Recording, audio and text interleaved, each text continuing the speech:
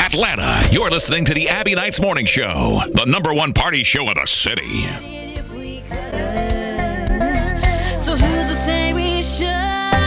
Sparks are flying cause we're playing with fire, and the gun is loaded. We're both goners and we know it cause you got your fingers sitting. What's up, everybody? We are back with one of the prettiest ladies in music. What's going on, Presley? Hey, how's it going? Presley Tennant, ladies and gentlemen. Let's give you a little round of applause. Thank you so much for having me on, by the way. How have you been? We haven't talked in a long time. I know, it's definitely been a minute. I've been doing fantastic. I've been going back and forth to Nashville. I was just there, I think, a week and a half ago. At like a seminar, a country radio seminar, and that was incredible to be at and like to learn about like radio and that type of thing. And I met so many incredible people, so it definitely was a trip to remember for sure. But yeah, it's like now I have a bunch of new things coming out soon, and I'm very excited for everyone to finally hear about it. Yeah, I mean, you look amazing, beautiful, glowing. For those of you that don't know who Presley is, do yourself a favor and go check her out. She's stunning. And she sounds so good singing too. It's crazy because sometimes you hear about singers and there's a lot of great studio singers, but not everybody is a great performer or has great performing vocals. And I feel like yours do acrobatics all the time. So I listened to your Christmas cover and I was like, who's that? Who's that again? It was amazing. So let's talk. We've got a lot to catch up on. New song that you had put out recently, Heaven Sent, Hellbound. What's the story behind that? I'm like, it sounds partially happy, partially angry. Like, inspiration behind this? About somebody? No, it's definitely not about anyone like in particular. I just kind of like came up with the idea. I think I was watching Lucifer like while it happened. Yes. And I was like, oh my God, like this is so cool. Like that could be a cool story. And I just started like playing around with the chords. That's how like a lot of my songs like happen. It's just like things I see, no matter what it is. It's like it could be something that happened in my life, or it could just be like completely random from like a show or a movie. It just all kind of comes out, and I'm like, oh, that's kind of cool. And so it was just kind of like I started playing around with chords, and I was like, oh, this could be kind of cool. I want something a little, I guess, darker, but also where I still am able to like really sing, just because I don't have many things like that. And I was like, it's just kind of like different variations of everything.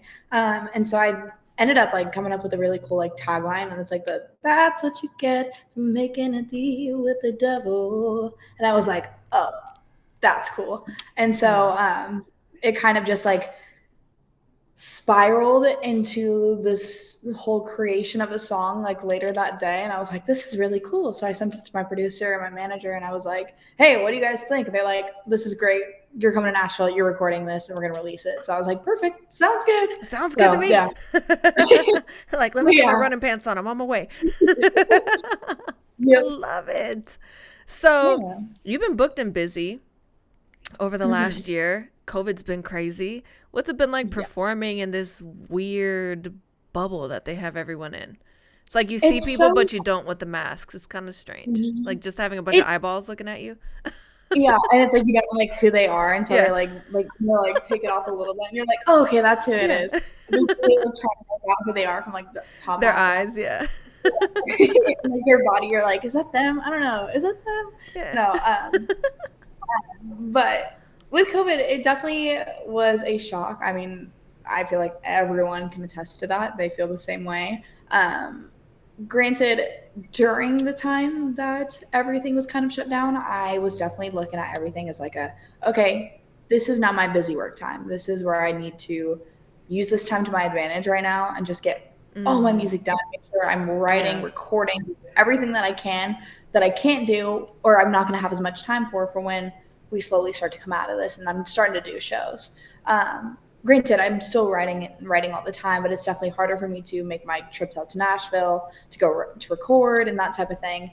So it's just kind of like finding the balance, but I feel like I did a pretty good job at just kind of honing in on that time and really, really focusing on like the back end of my craft. And then after that, it's like now I have all these different shows coming up, and it's like I'm fine. We're slowly starting to get back to being around people, that type of thing. So it's definitely is very nice to come back to, because in the beginning, I definitely took it for granted. And it's like everyone says like don't take it for granted until you do, and you're like, oh my God, like, I miss this, it. Like, right? I need to be back type of thing. So definitely took me by surprise, but I'm very, very glad that we're getting back to it. Me too. I'm still trying to watch you live. I'm like, hello, when you doing a show in Atlanta? Like, it's about time, Hopefully Presley. soon. It's about time. I'm just saying.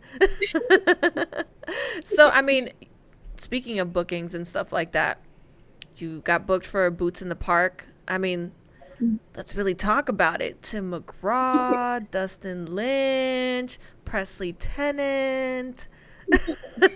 I'm so excited. I've been rehearsing with my band for the past like month-ish. It's like one rehearsal a week type of thing, but we are sounding, I would like to say, incredible. Maybe I'm biased because it's my band, but I'm so fortunate for the players that are playing with me. They are incredible, and all of our I don't know, like the teamwork behind everything. It's like we know that we have to get things done, and it's like a mutual respect thing, and I think it's really fun. But we also still have a good time while we're doing it, which is the best part about it.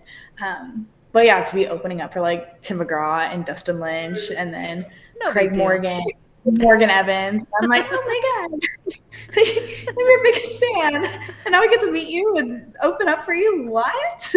It's like, this is real life right now? Hold on. I'm like, wow, this is crazy. No. I'm so excited, and very, very fortunate for this opportunity. Have you had the chance to meet any of them before, or will this kind of be your first time? I feel like I've run into a few of them, like at different shows, but it was, if anything, it was like a quick picture, and then that was about it. Because I mean, it was like as they were walking on stage or like doing other things, and I'm like, oh, what, like they didn't want to stop and do a whole photo shoot before going on stage? Like, it's crazy. They don't have to go do their job.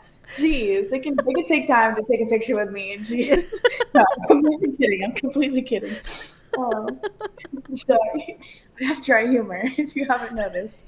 Love it. Yes.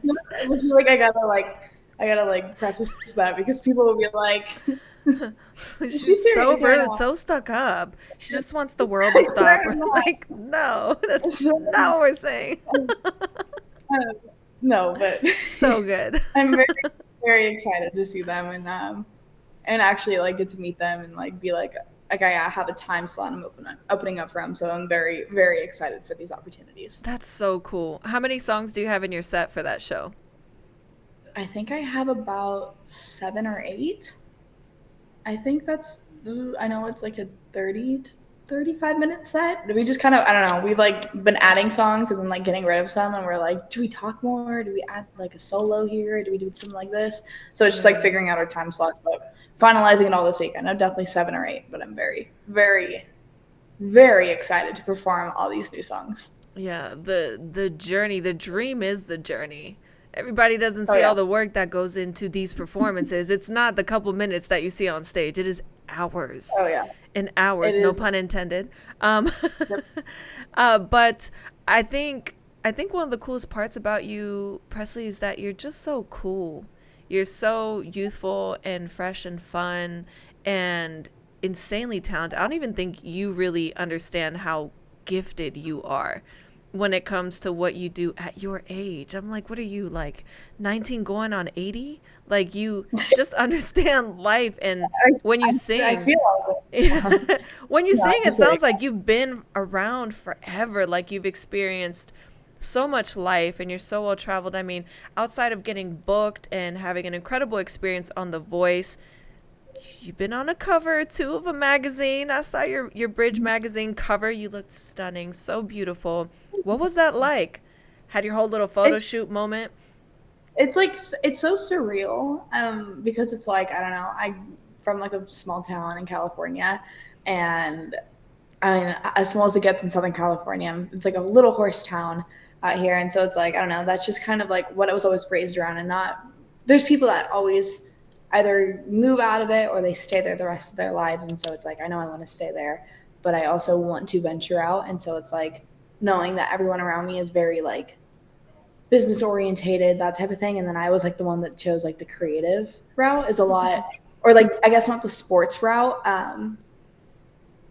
is very different than what a lot of people would assume that I would have done, I guess. And so when I go through these like different things and I do all these different interviews and articles and whatnot, it's like, oh my gosh, like this is my life. Like how crazy is this? Like I would have never, I mean, I grew up singing, but I also played soccer. So it's like, I thought I was going to be playing soccer for the rest of my life. And then I was like, you know what? I was like, I love music. This is what I want to do for the rest of my life, and I don't want to do anything else. And so when I made that step to ultimately go forward with music as my career, it was kind of like oh my gosh, like I'm doing this. Like I'm not backing down, and there's no plan B. This is what I'm doing. That's just kind of like my thought process for it. I'm like, this is exactly where I'm supposed to be right now. And it's like I was on a girl group, and then that fizzled out, and then I went solo, and then I went on The Voice, and I was pop, and now I'm country, and it's like I feel like I'm exactly where I'm supposed to be right now. And it's so nice to know, and especially with the people that are around me. It's very comforting because I know a lot of people don't get such amazing support teams, and I'm very fortunate to have one. And so I'm very grateful for everybody that's around me. And that is like, even if it's like I parted ways type of thing, it's just like I didn't get to the part where I am now without them there. Yeah. And that's beautiful that you recognize that. A lot of people don't do that. Yeah. They're just kind of like, I did this by myself. Thank you. It's been me, just me. Thank you. Thank the people. Thank myself. And it takes a village. It really does. For what you do outside of your talent, it really takes a village to get the machine moving. And I think the best part about it is just who you are as a person, because you're so level-headed and you're so passionate about it. There's no hidden agenda. It's not an act. It's literally what you see is what you get. And that's what makes a great artist. When you sing something, it's very easy for people to feel it and connect with it because it's genuine. It's coming from a good place. Do you feel any pressure that you did go into music instead of staying in sports? Like the expectation maybe in your hometown, or, that you should have gone a different direction? If anything, it was like the opposite way. I mean, growing up, like my dad was my coach for like almost every single team that I was on. And like I went from like playing like a little, I don't know, like recreational, and then I was on a club team, and it was like all my friends were like going on like ODP, and like I had those opportunities and I did do that stuff. But my dad was like the one that was like always there. We're very much a soccer family. Like everyone still kind of plays here and there. So it's like, if anything, it was more pressure to stay in sports, but it really wasn't pressure because I know that the choice was ultimately always mine. Obviously it's like my dad wanted me to still play soccer, but he realizes like, hey, like if this is what she wants to do, then this is what she wants to do. Like you can only like do so much for them to love something. And it's like, and I was doing both at the same time. And it was like, I got to the point where I was homeschooled. So it was like, I'd go to rehearsal from 8 a.m. to 4 p.m. every day up in LA. And then I drive 2 hours in traffic back to like Chino area from LA, go to soccer practice from like 6 to 9. Cause I'd stay for two practices like every day. And so it's like, I got to the point where I was like, okay, I need to make a decision because I'm going to be getting busy. It's a lot. I don't want to like, yeah. And especially at like a young age, I never thought about it, but it's like, I look back and I'm like, damn, I was doing a lot back then. It's the juggling act, but at least you got the chance to explore both avenues to kind of get an idea of what your first passion was. I played soccer too. And I mean, I'm from Spain. Soccer is everything, right? I grew up with then it's like the goal, like I grew up with all of that, but it wasn't something I really was as passionate about as I should have been. And it's beautiful to see that you had that support from your family to say, you know what, this is what she wants to do, and we're going to support her 100% because you are so gifted also, which is the crazy part. I'm sure you were a great soccer player and you can sing circles around people. So you're just really talented all the way around. That's really cool. I didn't know that you kind of were juggling both things when you were Yeah, younger. it was like it got to a point where I was like, okay, I know I'm getting there where it's like it's gonna be a decision one or the other, so I really need to start focusing on one. Mm-hmm. And if for some reason it's not the way I want, then I'll just go with the other because I know I also love the other one. But as soon as I took like a step into music, I was like, This is it. yep, sorry, Dad, peace out. I can't do practice. You can do rehearsal and you can be there for that, but no more soccer. I'm good. You found your So first love. I yeah, like that. I That's needed like awesome. rest, and I was like, I'm sorry. I'll Gotta still go go. to. I'm just not gonna be part of the team. I'll be there for the games, but I won't be there for the team, or I won't be on the team. So Yeah. yeah, but it was great. Like some of my best friends were from when I played soccer, so it's like I don't know. It was a great like building step in my life and figuring Mm. out like the real world aspects. Like I feel like I had to figure those out as like I don't even know how old I was, like 13, 14, maybe a little younger than that. But it was 13 hard. years old making life decisions. Well, I don't know. I think maybe I need to focus more on this. Such a mature way of thinking, I'm telling you. It's, I mean, I think I picked the right choice. you I would definitely. hope so at this point.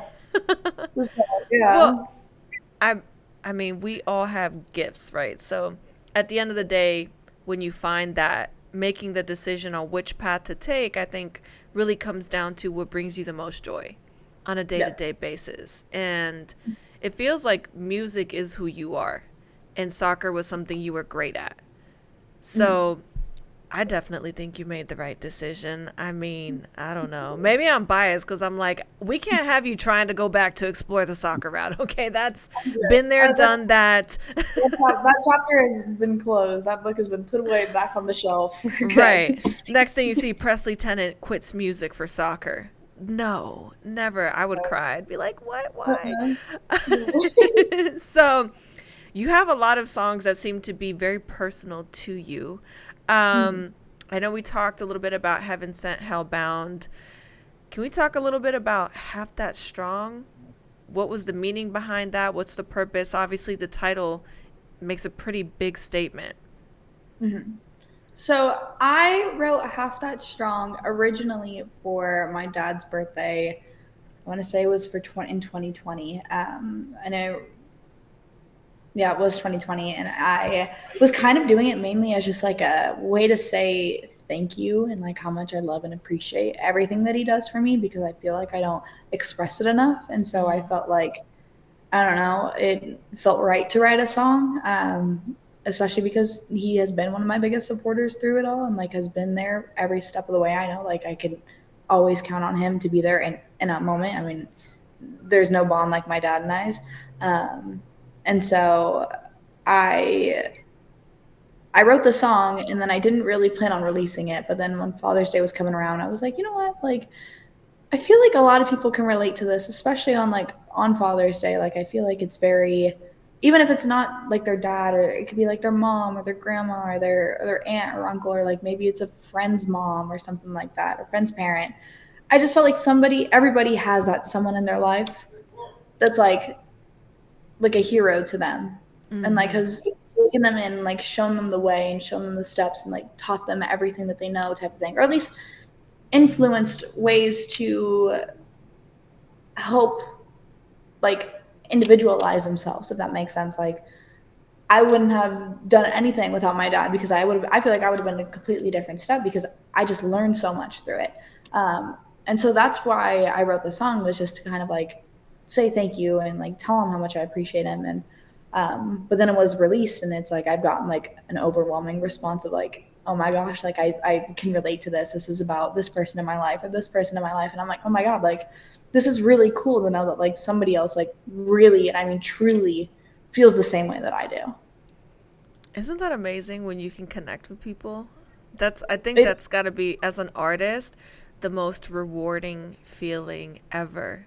Even if it's just mm, like one people. But when you're able to connect with a large audience, I can't wait for you to be out touring and people to be singing that back. it would definitely is like one of my most like favorite sentimental songs I have ever written. Have you performed it for a large audience yet? I have not performed it for a large audience yet, because I mean, I released it during like, it was last year, but like still like very Like heavily. it's still COVID. We're living in the COVID Yeah. era still. Like, But it definitely wasn't like 2020 COVID era. Everything is like starting to like at least be lifted and like less. I don't know the right way to put it, but like less. I guess like it was like more okay to like go outside. It was more normalized, to, like go outside and go to the grocery store type of thing than it was like in the beginning. So it's like I don't know. it's so There hasn't weird been to say many that. there hasn't been many shows around me, like especially in California, where I can do any of that. If anything, it's like when I go out to Nashville and it's like I go play at like the different places out there. There's so many of them. Like there's so many I can name right now, but just different areas like that. Like that's about the only time I've really performed that song. But now coming up, I'm very excited to perform that one. That one's definitely one of my favorites that I have ever sang. Do you think you're gonna tear up? You think you'll make it through the performance without tearing up? Yes. Okay, I am really weird about my emotions. I like have a thing where like I can't like I can express it if it's only like that person and I, but if there's anybody else around, nope. There's like a block. That's why I write. It's like it's a way for me to get any like emotional or like even if it's positive or negative, like if anything's like bothering me or if anything's on my mind, something comes across and I'm like, oh, that's cool to write about, I just write it down. For me, it's like I'm able to express every single thing that I want to say and truly like know this is I want to say from A to Z, and I can do everything in between, but I got to figure out how to do it. Now I have the time to put it all on there and then put it on a piece of paper. Whether or not I ever go back to the song or even like journaling, I journal all the time. If I have something that's on my mind, I'm just gonna write it down, and then it like I feel like it's like out of my mind. You know what I mean? Like out of sight, out of mind type of thing. Yeah. But it's like out of mind, out of sight, put away in like underneath my bed where like no one can read my journal. That's for me. So I don't know. It's like a weird thing. Like it's very sentimental to me, but like I'm not a very like outwardly emotional person. So I don't know. But I don't know. It could change with this one because it's the first time I've actually really performed it in front of a crowd like this. My money's on Tears. Waterworks is happening for sure. We'll see if I'm right. I bet you're gonna hit me up after and be like, either I didn't cry or it happened. I will let you know for sure. So to me, it sounds like your music is your diary. So the things that you may not be giving in your social media or videos you post from your personal life, people can definitely listen to the music and learn a lot about you, your journey, your experiences, your outtake on life, what your perspective is on the world. That is a very interesting space to be in because you're giving a big part of yourself in a very vulnerable way, very publicly. Right? Yeah. So a lot of judgment that comes with it. And I think also coming from being on a TV show, I mean, talk about scrutiny, right? You're either to this or not enough of that. And finding that balance is like a losing battle constantly. Like, what? I have learned in society that like you can do one thing and you're being told that you're this, and then you can do the other way, what they told you to do, and then all of a sudden now you're this. It's like you can never win. So yeah, I was like, if I'm never gonna win, then I might as well just win for myself and do it exactly how I want. Yep. I don't care what anybody else thinks. You love me or you hate me. I'm cool with whatever. I really hope they love me, but I'm good. But if you don't, it's okay. Yeah, we could go on our merry ways. We'll be okay. Right. No, it's just like I don't know. I've gotten to the point where it's like I know who I am and what I want to say with my music, and so it's like I know exactly. Even if it's like I know you can't please everybody. The only person that you have to please is like yourself. That's something that I've always stuck by, because there's gonna be everyone telling you what to do and what you can't do, and then how to do it or what not, or like how not to do it type of thing. It's just like I will take everything in I will listen to everybody's, like, even if it's like critiques type of thing, and I'll give everything a shot. And if it works, fantastic. I will thank you endlessly type of thing. But if it doesn't, then no worries. And I just move on and go back to what I was doing because it wasn't hurt before. So why would I try to fix it? Right. And that's the best outlook to have on life, just period, generally. So for those of us that love The Voice, we saw your journey. It was amazing. You did great. Your voice is everything. You ended up on Team Kelly. Anyone that's a Kelly Clarkson fan knows Kelly has no filter, but she's also one of the most genuine people in entertainment, I think. So while you were on the show, given what you know now and what you're learning post that platform, right? Because being on television is such a different world than just performing for people live. What was the most meaningful advice that Kelly gave you while you were on the show? That's a good one. I have never been asked that before. This is like, I would say, I feel like there's so many I could go with. Top 2, top 3.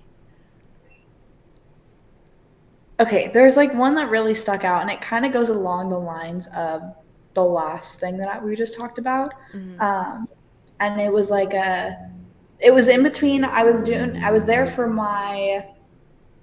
I know the song was Nothing Breaks Like a Heart, and I had a coaching session. It was only supposed to be like 30 minutes, and it ended up being like 2.5 hours of us just trying to like change the arrangement like completely.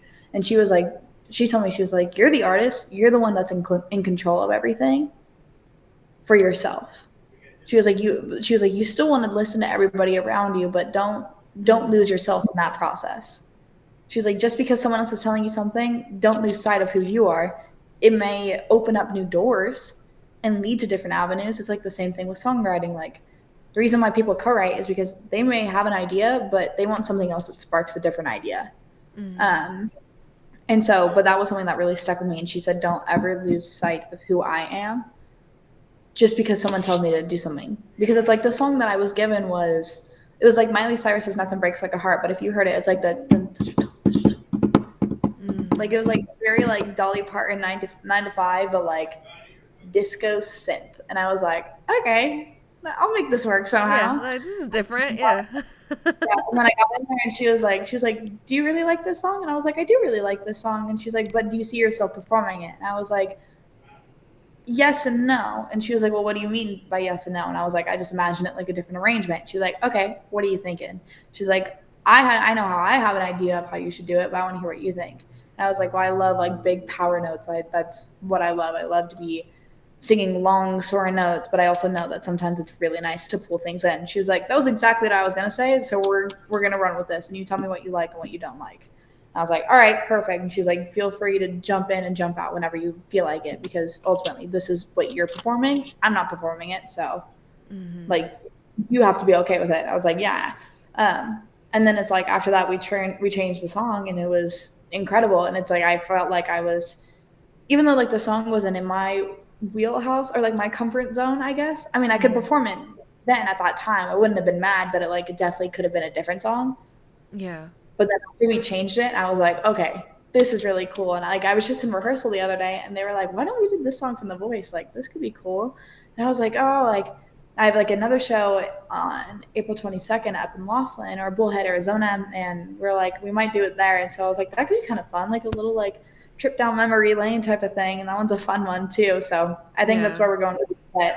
But sorry, I'm rambling on. No, but you're good. I love it. I love when we have our talks. It's so good. You told me never ever to lose sight of who I am, no matter how crazy everything else gets around me. Yeah, great advice coming from someone that got her start on the same type of platform. The scrutiny was just way different back then. I mean, when you look at things then and now, but the difference is the stigma connected to social media now. You have to be so many different things, and you can't please everybody, so you just have to please yourself and call it a day. And the people that are meant to be part of your circle, your bubble, your following, they're going to stick around. And the ones that don't understand it, I mean, that's why the unfollow button is there. But the important part is for you to stay true to your craft and what you're doing and the message you're trying to give with who you're trying to become in this space. which is insanely competitive. So all that being said, Gamble on You, new single coming out this month in March. Mm-hmm. What's up with Gamble on You? Is this a love song? Which, by the way, love life, you're glowing. Is there still a boyfriend around? There is. There and actually, is. this song is about Okay. him. Okay. Yeah. It's very cute. I was in Nashville and I was a tracking session like 2 days after I got there, and I was still like missing one song, and I was like, I don't know what to do. Like, I'm not in love with like the rest of the songs that I have right now, like that I've written before. I was like, I don't know if it's something like I want to just like waste time and energy on right now. Maybe later in life I can go back to them, but right now I feel like I can do something better. And so I was like, I had met him on Valentine's Day Aw. a little bit earlier, and it was like so random and like in Glamis, which is like sand dunes in the middle of nowhere. And I met him on Valentine's Day, and I was like, he is fine. And so I was like, ding, ding, ding, it's Valentine's Day, it's a sign. It's a sign for sure. Yeah. So I had been talking to him for a while. It was about like a month at this point.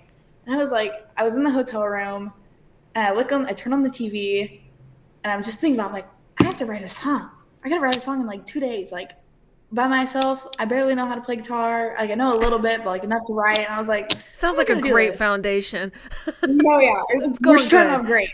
And then, but I also know like not very many like country songs are very like everything is driven by like the power chords type of thing. And so I was like, okay, I know how to do that. I'm gonna come up with something. And so I started listening to like a few different songs, and then I was like changing the channel on the TV, trying to find whatever just to like spark my mind, get my writing energy going, I guess. And then all of a sudden like the poker channel was on, and I was like, oh, Gambling. kind of cool. Yeah, and I was like, gambling. And I was like in gambling, like you either win big or you like lose everything type of thing. For the most part, I mean, obviously there's times where it's like you don't do that. But I was You like, hope not, this is right? cool. In a relationship, like I really like this guy, and I don't know where it's gonna go.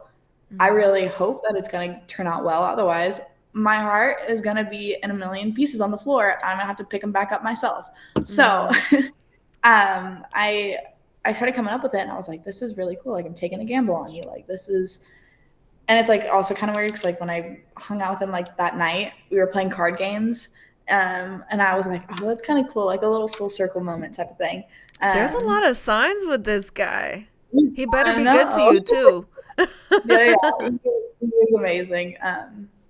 But so I wrote the song, and then I go into my producer and I was like, hey, like, can we make this a little more like mysterious kind of vibe? And then he was like, okay, let me go on piano. And so he put it on piano, and then it was like, oh, everything just kind of came to life. And so he was like, okay, here's like your track now that you can like work with, I guess. And I was like, okay, cool. I go back to the hotel room again. I finished writing the song, send it over to him. He was like, this sounds fantastic. Let's come in tomorrow. We'll track, and then we'll record the next day.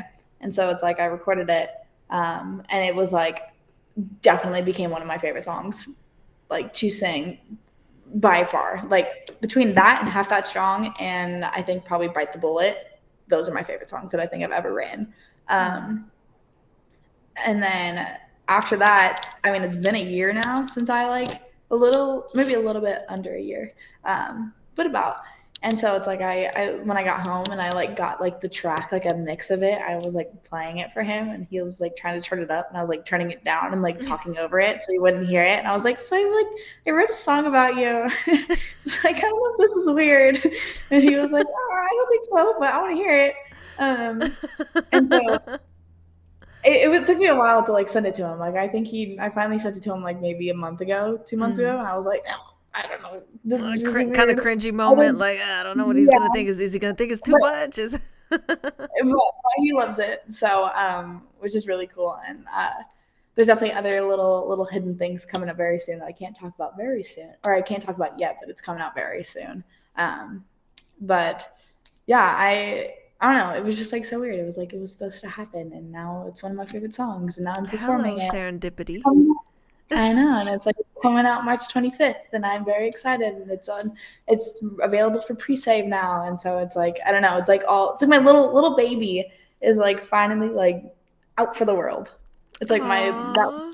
A big piece of like your heart is going out there for people to listen to. it's like I don't know. At that time, it was kind of weird though because it was like we weren't dating yet, but we were talking and dating, but like we weren't like official. Mhm. And I was like, I don't know how this is gonna go. So this is either gonna be a really good song or a really bad one. I can Like not a bad tell. song, I can like tell how a little you like him by the enormous smile, like this gigantic smile that you have on your face the whole time you talk about him. It's so cute. yeah. Aw. He's upstairs right now in his room, so You're like, all right, Abby, that's enough. You're starting to make me blush now. It's so cute. I love it though. I love seeing you so happy and having these great highlights in your life and moments that are so if I can talk, so personal that you get to share with everybody else. And what better way to let them into your life than a story like that? That's incredible. Um, Everybody, you need to go pre-save Gamble on You. Available March 25th. Available on all streaming platforms. So make sure you guys go check it out. Stream it, download it everywhere. What's the goal for 2022? releasing a lot of new music and hopefully doing more shows on the road very, very soon. I know I have on March 12th I'm performing at Boots in the Park with Tim McGraw and Dustin Lynch, and then a couple weeks after that I have another Boots in the Park out in San Diego, and that's with Blake Shelton, Brett Young, Carly Pierce, the band Perry, and Ian Music, and I'm very excited for that one.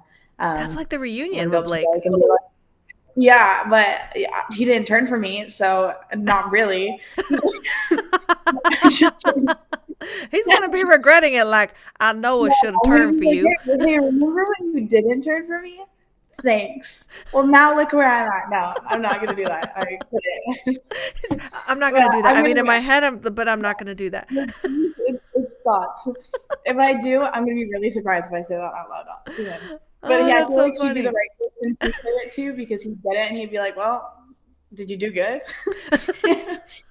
I could be like, "Thanks, Jesus." Like, you didn't even I remember was I like, was well, on I'm the just show. Like,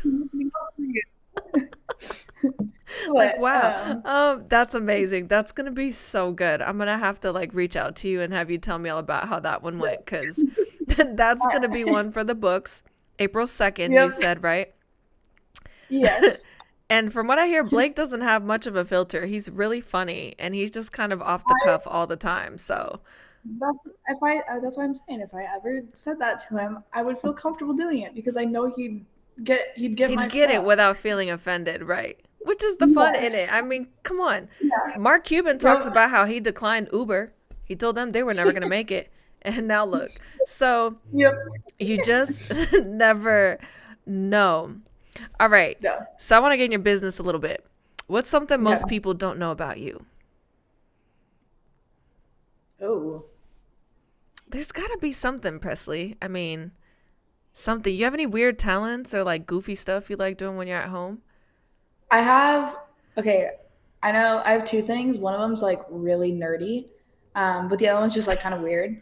I Yes, weird and nerdy. know We love it. I know the entirety of the elements of the periodic table. I don't know why, but it's like from my Okay. middle school, but I still remember it. Like pops in my head, and I'm like, oh yeah, that's definitely not a party trick, but like I guess you could say that. It'd be a really bad one. And then Big crowd pleaser right there. I can sing and talk with my mouth closed. I've been able to do that for a while since I was like 5. It was like really weird, but yeah. So kind of uh like a puppeteer sort of Yes and no. It's like okay, like your because mouth is puppeteers fully closed. Okay, so like you can talk with your mouth closed. like okay, it like looks weird, but it, like sounds like I'm a baby. Like it sounds like a baby voice is talking, and it's Okay, I gotta see this. like okay, what's like a good song that like people know? Or I could just do like I'll just talk. I'll just be like, "Hi, my name is Presley Tennant. It's like so weird. I don't know why. It's just like That's that. hilarious. I don't know how. It's probably really bad right now because I haven't done it in like. What a great party trick to say Yeah, that whole periodic table like that. but I should probably do that with my mouth closed, and they're gonna be like, "Oh my god, she's weird." Oh my God. You're like, sorry. That's so great. I love it. I love Yep. you. You're amazing. Thank you. So, party tricks, that's one to add to the list. I Yep. can't talk with my mouth shut. So, yeah, I'm not even going to try that. I'm just going to leave that to you. Cuz I would look genuinely crazy if I tried to do that. It's just not cute. I have been so long story short, I did have someone bet me to do that, and it was disastrous. So it is a talent. It is a gift to be able to do that because I looked like an idiot. If you could have dinner with any one person, dead or alive, who would it be and why? Ooh. Anybody. No pressure. Oh God.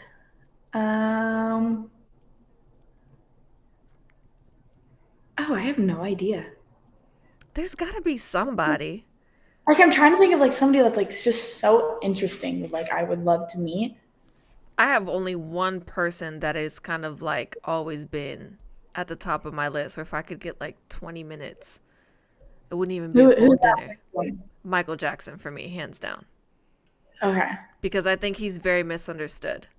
And he's interesting as a creative, as a person, his perspective on music, on life.